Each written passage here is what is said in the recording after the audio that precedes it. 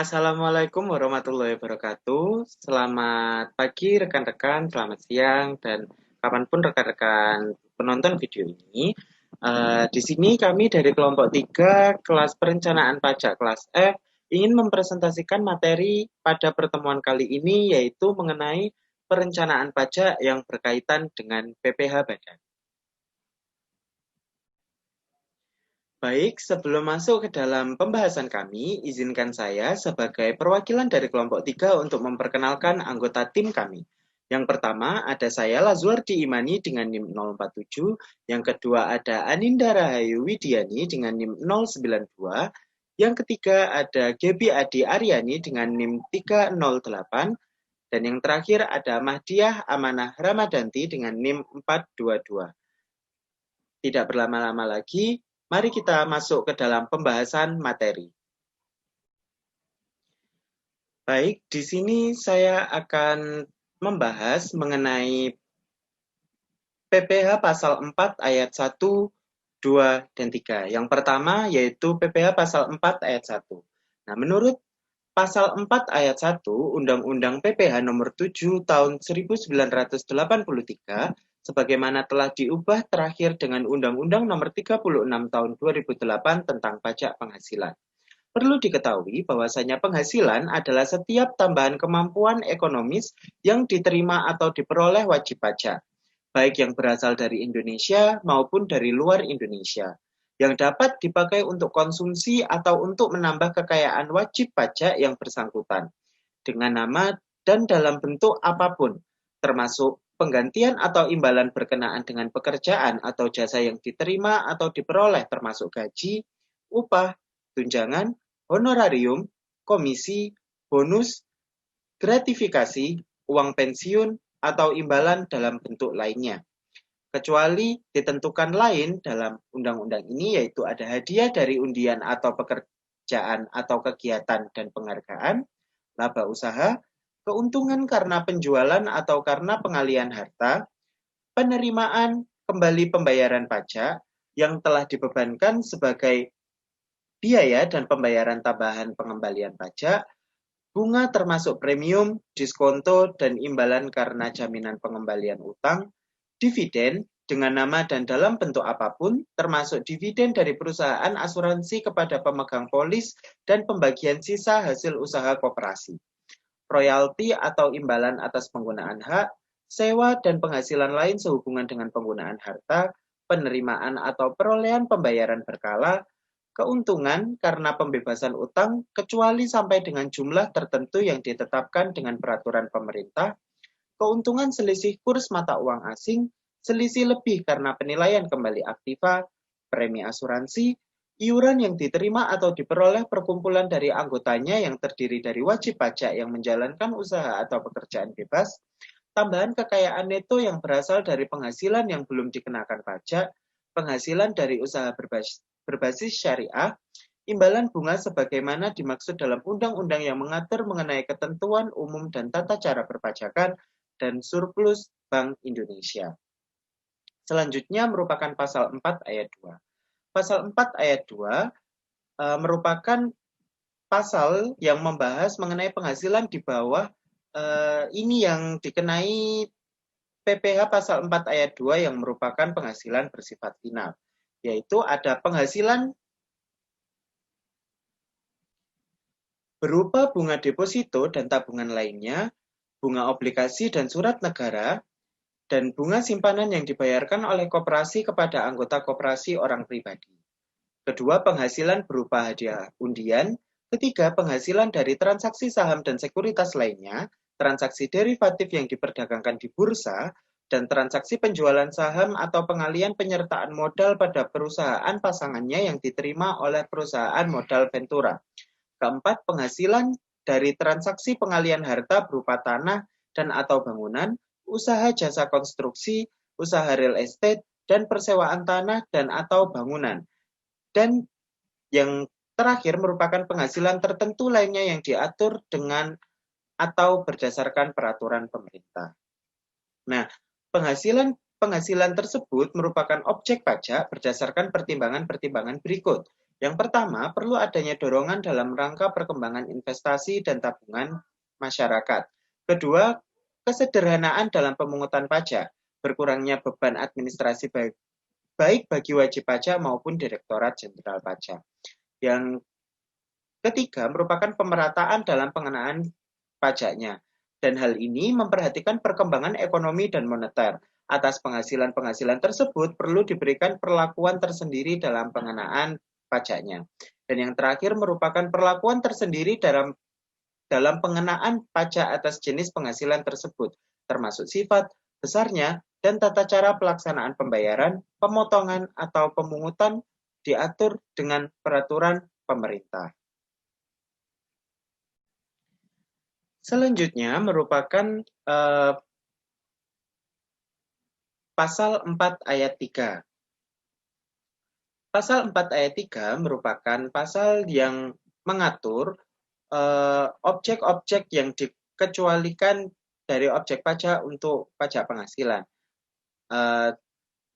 Dan yang termasuk ke dalam pasal 4 ayat 3 merupakan bantuan atau sumbangan termasuk zakat yang diterima oleh badan amil zakat atau lembaga amil zakat yang dibentuk atau disahkan oleh pemerintah dan yang diterima oleh penerima zakat yang berhak atau sumbangan keagamaan yang sifatnya wajib bagi pemeluk agama yang diakui di Indonesia.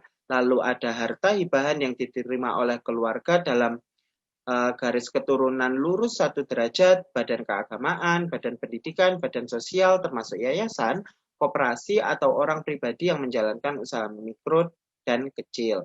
Lalu ada warisan, ada harta yang termasuk setoran tunai yang diterima oleh badan, lalu ada penggantian atau imbalan sehubungan dengan pekerjaan atau jasa yang diterima atau diperoleh dalam bentuk natura dan atau kenikmatan dari wajib pajak ataupun pemerintah.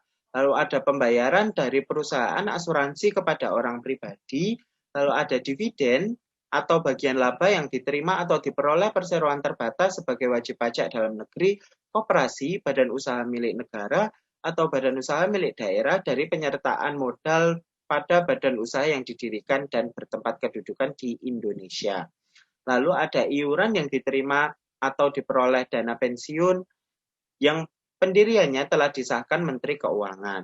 Lalu ada penghasilan dari modal yang ditanamkan oleh dana pensiun, ada bagian laba yang diterima atau diperoleh anggota dari perseroan komanditer, lalu ada penghasilan yang dihapus, ada penghasilan yang diterima atau diperoleh perusahaan modal ventura, ada beasiswa, lalu ada sisa lebih yang diterima atau diperoleh badan atau lembaga nirlaba yang bergerak dalam bidang pendidikan dan atau bidang penelitian dan pengembangan. Lalu yang terakhir ada bantuan atau santunan yang dibayarkan oleh badan penyelenggara jaminan sosial kepada wajib pajak tertentu. Selanjutnya merupakan Pasal 4 ayat 3. Pasal 4 ayat 3 merupakan pasal yang mengatur objek-objek yang dikecualikan dari objek pajak untuk pajak penghasilan. Dan yang termasuk ke dalam pasal 4 ayat 3 merupakan bantuan atau sumbangan termasuk zakat yang diterima oleh badan amil zakat atau lembaga amil zakat yang dibentuk atau disahkan oleh pemerintah dan yang diterima oleh penerima zakat yang berhak atau sumbangan keagamaan yang sifatnya wajib bagi pemeluk agama yang diakui di Indonesia. Lalu ada harta hibahan yang diterima oleh keluarga dalam garis keturunan lurus 1 derajat, badan keagamaan, badan pendidikan, badan sosial, termasuk yayasan, koperasi, atau orang pribadi yang menjalankan usaha mikro dan kecil. Lalu ada warisan, ada harta yang termasuk setoran tunai yang diterima oleh badan, lalu ada penggantian atau imbalan sehubungan dengan pekerjaan atau jasa yang diterima atau diperoleh dalam bentuk natura dan atau kenikmatan dari wajib pajak ataupun pemerintah. Lalu ada pembayaran dari perusahaan asuransi kepada orang pribadi, lalu ada dividen atau bagian laba yang diterima atau diperoleh perseroan terbatas sebagai wajib pajak dalam negeri, koperasi, badan usaha milik negara, atau badan usaha milik daerah dari penyertaan modal pada badan usaha yang didirikan dan bertempat kedudukan di Indonesia. Lalu ada iuran yang diterima atau diperoleh dana pensiun yang pendiriannya telah disahkan Menteri Keuangan. Lalu ada penghasilan dari modal yang ditanamkan oleh dana pensiun, ada bagian laba yang diterima atau diperoleh anggota dari perseroan komanditer, lalu ada penghasilan yang dihapus, ada penghasilan yang diterima atau diperoleh perusahaan modal ventura, ada beasiswa, lalu ada sisa lebih yang diterima atau diperoleh badan atau lembaga nirlaba yang bergerak dalam bidang pendidikan dan atau bidang penelitian dan pengembangan. Lalu yang terakhir ada bantuan atau santunan yang dibayarkan oleh badan penyelenggara jaminan sosial kepada wajib pajak tertentu. Baik, selanjutnya saya Aninda Rahayu, NIM 092 akan melanjutkan presentasi dari rekan saya. Di sini ada tidak boleh dibebankan sebagai biaya. Pengeluaran-pengeluaran sehubungan dengan pekerjaan yang boleh dikurangkan dari penghasilan bruto harus dilakukan dalam bentuk uang. Pengeluaran yang dilakukan dalam bentuk natura atau kenikmatan. Misalnya fasilitas menempati rumah dengan cuma-cuma tidak boleh dibebankan sebagai biaya dan bagi pihak yang menerima atau menikmati bukan merupakan penghasilan. Penjelasan pasal 6 Undang-Undang Pajak Penghasilan menegaskan bahwa pengeluaran-pengeluaran yang dapat dikurangkan dari penghasilan bruto harus dilakukan dalam batas-batas yang wajar sesuai dengan adat kebiasaan pedagang yang baik. Apabila pengeluaran yang melampaui batas kewajaran tersebut dipengaruhi oleh hubungan istimewa, jumlah yang melampaui batas kewajaran tersebut tidak boleh dikurangkan dari penghasilan bruto.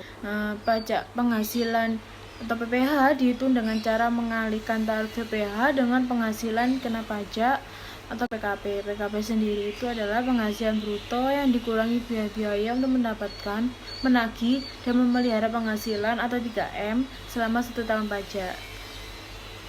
Secara umum, ketentuan mengenai biaya 3M ini diatur dalam pasal 6 Undang-Undang Nomor 36 Tahun 2008 tentang perubahan keempat atas Undang-Undang Nomor 7 Tahun 1993 tentang pajak penghasilan atau UU PPH.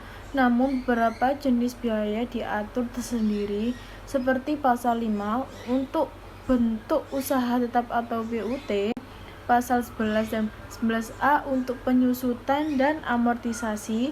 Beban-beban yang dapat dikurangkan dari penghasilan bruto dapat dibagi dalam 2 golongan, yaitu beban atau biaya yang mempunyai masa manfaat tidak lebih dari 1 tahun dan yang mempunyai masa manfaat lebih dari 1 tahun.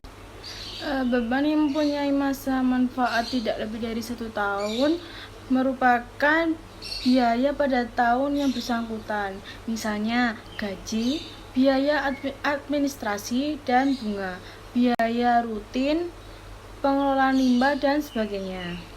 Adapun pengeluaran yang mempunyai masa manfaat lebih dari 1 tahun, pembebanannya dilakukan melalui penyusutan atau melalui amortisasi. Sekian dari saya, akan dilanjutkan oleh rekan saya. Terima kasih atas kesempatannya. Nama saya Gibi Adi Aryani, NIM 308. Di sini saya akan melanjutkan presentasi dari rekan saya. Biaya yang secara langsung atau tidak langsung berkaitan dengan kegiatan usaha. Biaya-biaya ini lazim disebut biaya sehari-hari yang boleh dibebankan pada tahun pengeluaran. Untuk dapat dibebankan sebagai biaya, pengeluaran-pengeluaran tersebut harus mempunyai hubungan langsung maupun tidak langsung dengan kegiatan usaha atau kegiatan untuk mendapatkan, menagih, dan memelihara penghasilan yang merupakan objek pajak. Dan dengan demikian, pengeluaran-pengeluaran untuk mendapatkan, menagih, dan memelihara penghasilan yang bukan merupakan objek pajak tidak boleh dibebankan sebagai biaya. Nah, biaya yang secara langsung atau tidak langsung berkaitan dengan usaha tersebut antara lain biaya pembelian bahan, biaya yang berkenaan dengan pekerjaan atau jasa, sewa dan royalti, biaya perjalanan, dan biaya pengolahan limbah dan lain sebagainya. Lalu selanjutnya biaya penyusutan dan amortisasi. Pengeluaran yang mempunyai masa manfaat lebih dari 1 tahun, pembebanannya dilakukan melalui penyusutan atau melalui amortisasi. Penyusutan dilakukan atas pengeluaran untuk memperoleh harta berwujud dan amortisasi dilakukan atas pengeluaran untuk memperoleh harta tak berwujud dan biaya lainnya. Selain itu, sesuai dengan kelaziman usaha, pengeluaran yang mempunyai peranan terhadap penghasilan untuk beberapa tahun, pembebanannya dilakukan secara alokasi atau sesuai dengan jumlah tahun lamanya pengeluaran tersebut berperan terhadap penghasilan.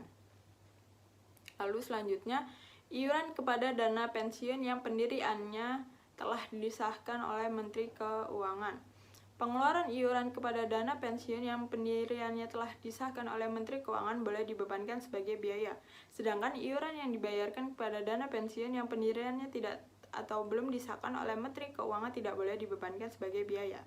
Lalu selanjutnya, kerugian atas penjualan atau pengalihan aset. Kerugian karena penjualan atau pengalihan harta yang menurut tujuan semula tidak dimaksudkan untuk dijual atau dialihkan yang dimiliki dan dipergunakan dalam perusahaan atau yang dimiliki untuk mendapatkan, menagih, memelihara penghasilan dan kekurangan dari penghasilan bruto. Lalu selanjutnya, kerugian selisih kurs mata uang asing. Kerugian karena fluktuasi kurs mata uang asing diakui berdasarkan sistem pembukaan yang dianut dan dilakukan secara taat oleh asas sesuai dengan standar akuntansi keuangan yang berlaku di Indonesia. Lalu selanjutnya, biaya penelitian dan pengembangan. Biaya penelitian dan pengembangan perusahaan yang dilakukan di Indonesia dalam jumlah yang wajar untuk menemukan teknologi atau sistem baru bagi pengembangan perusahaan boleh dibebankan sebagai biaya perusahaan dan biaya penelitian di Indonesia. Lalu selanjutnya, biaya beasiswa, magang, dan pelatihan. Biaya yang dikeluarkan untuk keperluan beasiswa, magang, dan pelatihan dalam rangka peningkatan kualitas sumber daya manusia dapat dibebankan sebagai biaya perusahaan dengan memperhatikan kewajarannya. Termasuk beasiswa yang dapat dibebankan sebagai biaya adalah beasiswa yang diberikan kepada pelajar, mahasiswa, dan pihak lain. Lalu selanjutnya, piutang tak tertagih. Tidak semua piutang macet boleh dibayarkan. Istilah yang digunakan oleh Undang-Undang PPH adalah piutang yang nyata tidak dapat ditagih. Piutang yang nyata tidak dapat ditagih adalah piutang yang timbul dari transaksi bisnis yang wajar sesuai dengan bidang usahanya, yang nyata tidak dapat ditagih, meskipun telah dilakukan upaya penagihan yang maksimal atau terakhir oleh wajib pajak. Lalu selanjutnya, biaya sumbangan. Pada prinsipnya, pengeluaran sumbangan tidak dapat dibiayakan atau tidak dapat mengurangi penghasilan bruto. Namun, Undang-Undang PPH mengecualikan 5 jenis sumbangan yang dapat dibiayakan, yaitu sumbangan dalam rangka penanggulangan bencana nasional, sumbangan dalam rangka penelitian dan pengembangan, sumbangan dalam fasilitas pendidikan, sumbangan dalam rangka pembinaan olahraga, dan biaya pembangunan infrastruktur sosial di Indonesia. Lalu selanjutnya, sumbangan keagamaan. Menurut pasal 9 ayat 1 huruf G Undang-Undang PPH, zakat atau sumbangan keagamaan yang sifatnya wajib dapat dikurangkan dari penghasilan bruto apabila memenuhi persyaratan. Nah, syarat-syarat yang harus dipenuhi sebagai berikut. Yang pertama, zakat atas penghasilan yang dibayarkan oleh wajib pajak orang pribadi, pemeluk agama Islam, dan oleh wajib pajak badan dalam negeri yang dimiliki oleh pemeluk agama Islam kepada badan amil zakat atau lembaga amil zakat yang dibentuk atau disahkan oleh pemerintah.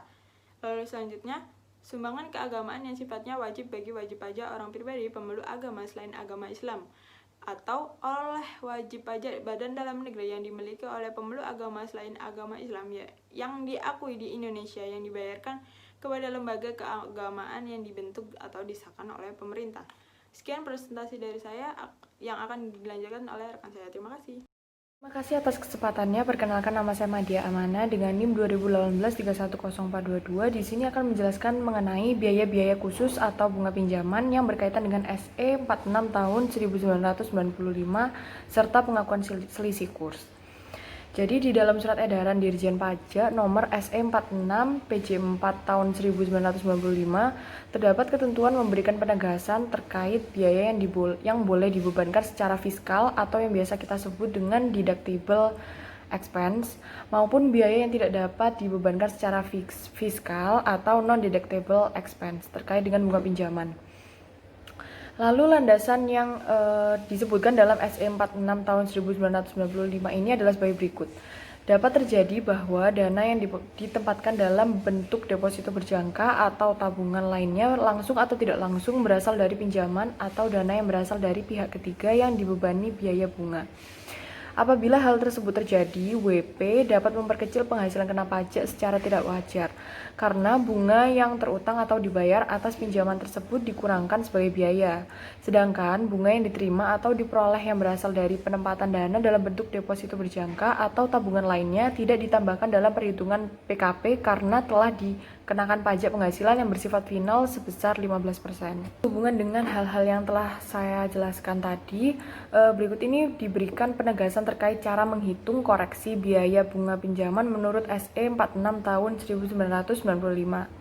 Yang pertama, apabila jumlah rata-rata pinjaman sama besarnya dengan atau lebih kecil dari jumlah rata-rata dana yang ditempatkan sebagai deposito berjangka atau tabungan lainnya, maka bunga yang dibayar atau terutang atas pinjaman tersebut seluruhnya tidak dapat dibebankan sebagai biaya. Lalu yang kedua, apabila jumlah rata-rata pinjaman lebih besar dari jumlah rata-rata dana yang ditempatkan dalam bentuk deposito atau tabungan lainnya, maka bunga atas pinjaman yang boleh dibebankan sebagai biaya adalah bunga yang dibayar atau terutang atas rata-rata pinjaman yang melebihi jumlah rata-rata dana yang ditempatkan sebagai deposito berjangka atau tabungan lainnya. Lalu untuk slide yang terakhir, terdapat ketentuan pengecualian. Jadi bunga yang dibayarkan atau terutang atas pinjaman WP dari pihak ketiga dapat dibebankan sebagai biaya sesuai dengan pasal 6 ayat 1 UU PPH dalam hal yang pertama, dana pinjaman tersebut disimpan atau ditempatkan dalam bentuk rekening giro yang atas jasanya dikenakan PPH yang bersifat final. Yang kedua yaitu adanya keharusan bagi WP untuk menempatkan dana dalam jumlah tertentu pada suatu bank dalam bentuk deposito berdasarkan ketentuan perundang-undangan yang berlaku, sepanjang jumlah deposito dan tabungan tersebut semata-mata untuk memenuhi keharusan tersebut. Misalnya, cadangan biaya reklamasi yang harus ditempatkan dalam bentuk deposito atau tabungan di bank pemerintah. Lalu yang terakhir, dapat dibuktikan bahwa penempatan deposito atau tabungan tersebut dananya berasal dari tambahan modal dan sisa laba setelah kena pajak. Ini itu saja presentasi dari kelompok 3, kurang lebihnya kami mohon maaf. Sekian, wassalamualaikum warahmatullahi wabarakatuh.